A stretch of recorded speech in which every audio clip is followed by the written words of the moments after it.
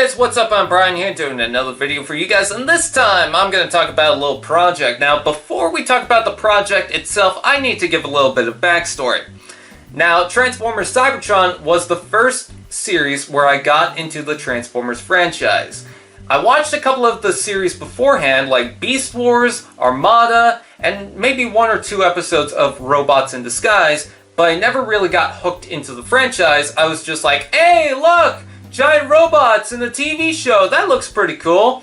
But with Transformers Cybertron, I finally decided, you know what, I'm going to get wrapped up into not just the show, but the toys and whatnot.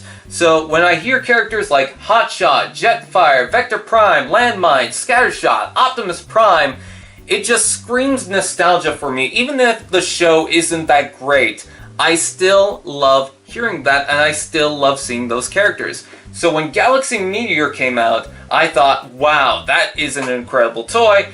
And it's great because it's a part of third party that we don't really see too often, which is something related to not just Transformers Generation 1, or just something that someone created, or maybe inspired by IDW. It's something else. We're seeing a little bit more of the third party movie aesthetic, but not just that, Cybertron aesthetic, and I want to get more Energon and Armada and whatnot.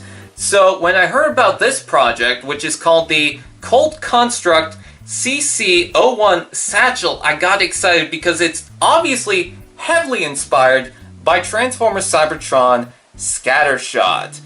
And let's go ahead and talk about it. We're going to take a look at the computer renders. There's also pictures of the prototype.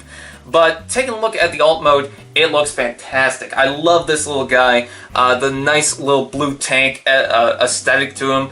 I'm loving the gold inside the treads and inside the wheels.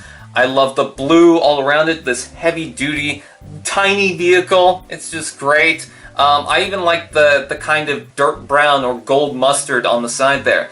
And I gotta say, this does a better job than the original Transformers Cybertron toy, and we'll talk a little bit more on that in the robot mode. I love the giant missiles. He even has a couple of extra barrels that can form another gun. He just looks great. Now, taking a look at his robot mode, I gotta say the back view is pretty good. His legs, I'm not sure. I'm just not a fan of the knee joints, but that's just my personal thing. Other than that, it looks fine. It seems like the missiles can pose a little bit. It's not like just you can only do this, or maybe it just rotates. It might just have a couple of ball joints, but I'm not too sure. I don't have the figure in hand, but when you take a look at the prototype images, it looks like it can do a little bit more. I hope that the missiles themselves can pop off, or maybe they can fire off. That would be cool. I'm not sure. But the legs look hollow to me. I'm not sure. I'm not sure why. I don't think they are. They look like they're filled out. So, but anyways, taking a look at the front view, this definitely looks like Scattershot. Now, in Transformers Cybertron, it seemed like the CGI designs were heavily inspired by the toys.